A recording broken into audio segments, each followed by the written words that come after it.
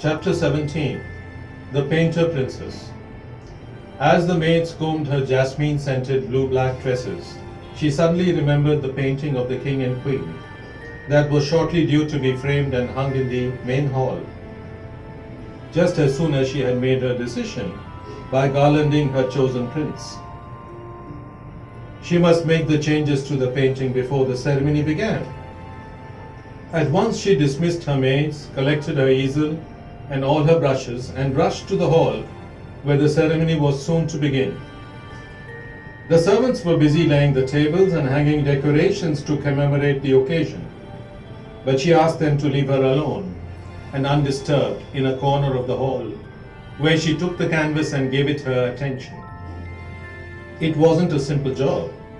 She had to use the color brown to remove the impression of the ring on one hand, and there was a maroon background that had to be colored in where the ring jutted out beyond the finger. Then, of course, on the other hand, she needed to paint in the ring all over again. The maroon that she had used was achieved through a combination of various reds and browns, and she had to get the exact tone and shade right so that the changes were not noticeable. Nevertheless, as it was her own painting that had to be changed, she knew what was wanted, and she had all her brushes and colors at hand to make the correction. It was a bit annoying to have to put up with the clatter of cutlery in the background instead of the usual twittering of birds that accompanied most of her paintings accomplished in the garden. Even so, she managed to concentrate on the task at hand and had soon prepared all the colors she would need to use on the canvas. She started by using a tiny brush to make the changes on the fingers, both on the left hand as well as on the right. It was then a medium-sized brush that she picked up to make the changes in the background just beyond the finger. She brushed gently over the canvas and then looked carefully to see if the changes worked well. If satisfied with this, she would then make another movement of the brush to continue with the changes, and so she worked steadily until almost all the changes had been accomplished. Almost all, except for one further change that was necessary because of some of the maroon crossing over into blue territory, blue. Her favorite blue. This could not be allowed. She quickly began to prepare blue pigment, aware that she was running out of time and that any moment now the ceremony was due to begin and the guests would start arriving. It would not take long, she told herself angrily, and she could not allow the canvas to mount the walls of the palace until the original blue had been restored. She worked quickly but carefully, for she did not want any paint to spill on her clothes by mistake. Soon she had the exact shade of blue pigment that she needed. Now, which brush should she use? She settled on a big brush, although she would only use its edge to paint blue over maroon. As she took the brush in her hand and was fully concentrating on the task in hand, carefully moving the edge of the big brush to cover the jutting out maroon with her favorite blue, she heard a noise behind her. No matter, she told herself, it was almost done. She finished the task, looked at the result, and was satisfied. Then she turned to see what it was that she had heard. Chapter 18. A Prince is Garlanded. It was the sound of the first guests arriving. The ceremony had begun, and soon she would have to make the decision of a lifetime. Her heart sank because she was no nearer a conclusion than she had been the previous evening. She looked at the painting as if for guidance, and then at the brush, but they were silent. She turned and saw Prince Amri of Amrikabad, his shining face glowing with health and good breeding. Just behind him, she saw the elegant figure of Prince Regis of Navadabad enter, and suddenly she saw that Prince Amri was not violent at all. But equally she now saw Prince Regis's beard differently to how she had seen it previously. She then put down her paintbrush and palette and heaved a sigh of relief. Yes, of course. How stupid of her. Why hadn't she realized this before? The princes were the first to come since they were all keen to know the results, and many were hopeful of a favorable outcome.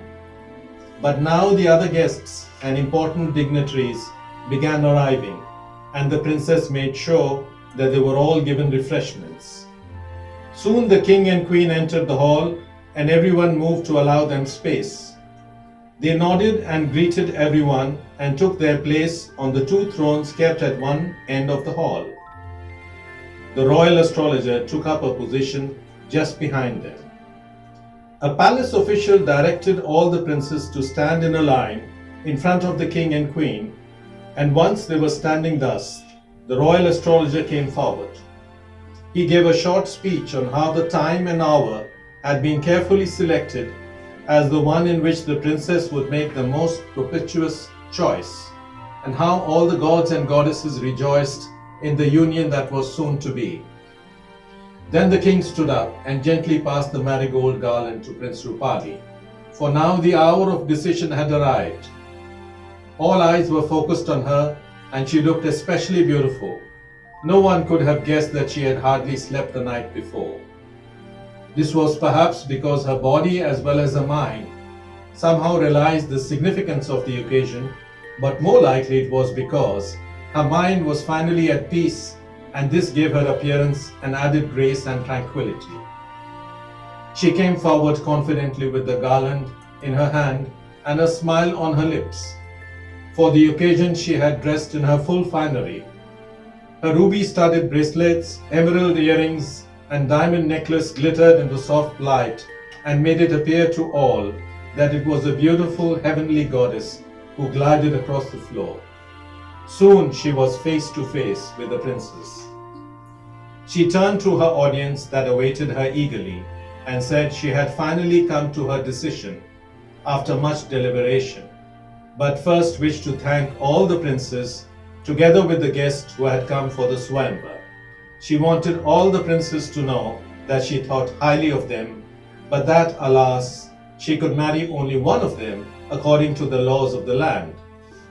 A titter went across the hall at the princess's attempt to add a light touch to the proceedings, and then she turned around and stood in front of the bearded Prince Regis. He bent his head and she stood on her heels, and finally the garland was thrown around his neck to a tumultuous applause from the audience. Chapter 19. Afterwards. Several of the guests who were closely related to the princes were upset at the princess's decision. The princes themselves were also upset, especially Prince Pan, Prince Ash, Prince Amri, and the Prince of Sherpavar, who thought Roopali would agree to wed him if only to know the end of the story he had begun telling her. Prince Pan was in genuine distress, for he truly loved the princess. Prince Ash cursed his luck that his sickness should have manifested itself on this very occasion, although he had hoped nevertheless that the princess might have accepted him in spite of or because of his illness. Prince Amri was offended, for of all the princes gathered there together, he was heir to the largest empire, except for the princess's own empire, and being a somewhat status-conscious person, he felt that the princess should have chosen him and no one else. Besides, he told himself, there was not a prince in the gathering who could match him in terms of physical prowess and muscular strength. He thought he had spotted a special romantic look in the princess's eyes when they had spoken with each other, and had been fully confident that he would be her choice. As for the lucky prince of the day, Prince Regis, he was overjoyed with the decision. Although he had thought it best to mask his feelings, in truth, he had long been a silent admirer of the princess. The previous year, a number of the princess's paintings had been auctioned to raise money for charity. The prince had attended the function in disguise as an ordinary person and fell in love with the princess and her art. And when he studied the paintings that were on display, he saw that the princess used the color blue frequently and to great effect. It must be her favorite color, he guessed.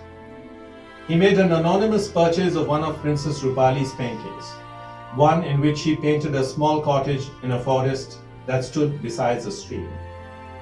Ever since the swayamvara was announced, he had hung the painting by his bedside and would often gaze at it. He wondered whether she would choose him to be her husband, and if she did, whether he and the princess would ever stay in such a beautiful little cottage when they went traveling about their kingdoms, seeing to the welfare of their citizens. And today it seemed that this dream of his had come true. For surely, after their marriage, they would travel together and sometimes stay in a small cottage in the forest beside a stream. The garland around his neck, he gently took the princess's hand and kissed it, for in those times it was not done to kiss royalty on the lips in public. The final ritual of the ceremony was now over. The king and queen then addressed all the guests, thanking them for having graced the occasion, and invited the royal astrologer to fix a suitable time for the wedding. The old man announced that the wedding would take place the very next month, as it was a most propitious time, given the horoscopes of the young princess and the prince.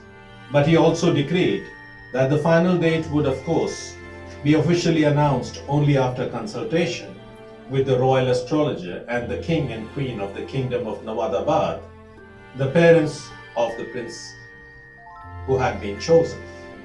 And so our tale of the beautiful princess and the idealistic bearded prince comes to a happy end.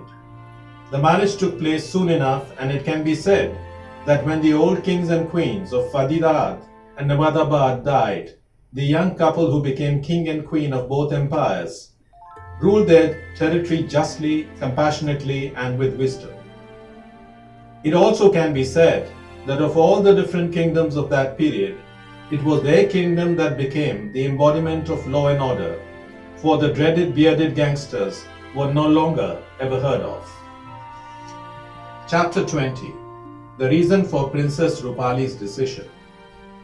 The story has ended, but I'm sure you want to know what happened to help the princess to finally make up her mind.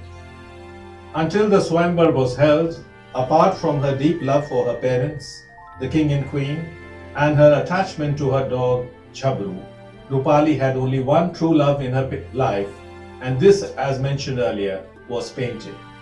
The only obstacle that lay in the way of her accepting the hand of Prince Regis was a strange repulsion that she had felt towards his beard. When, however, she had cast aside the large brush, having seen to the necessary corrections in her painting, and had turned to see Prince Regis, she saw that his beard was just like a painter's brush. What was there to dislike about it so much? She suddenly realized beards could be attractive, for after all she loved her easel, her paints, and all the brushes. The brush for her suddenly became a beard attached to a piece of wood, and similarly, the prince's beard became the hairs of a brush attached to a human face. And at that moment she realized there would be harmony in her choice and not contradiction. For in truth, her beloved paint brushes looked just like clumps of hair attached to pieces of wood. And to her, these represented her first love, that of painting. And now the self-same hair attached not to wood but to the handsome face of the prince would represent for her a new and perhaps ultimately greater love, that for her future beloved husband. The end.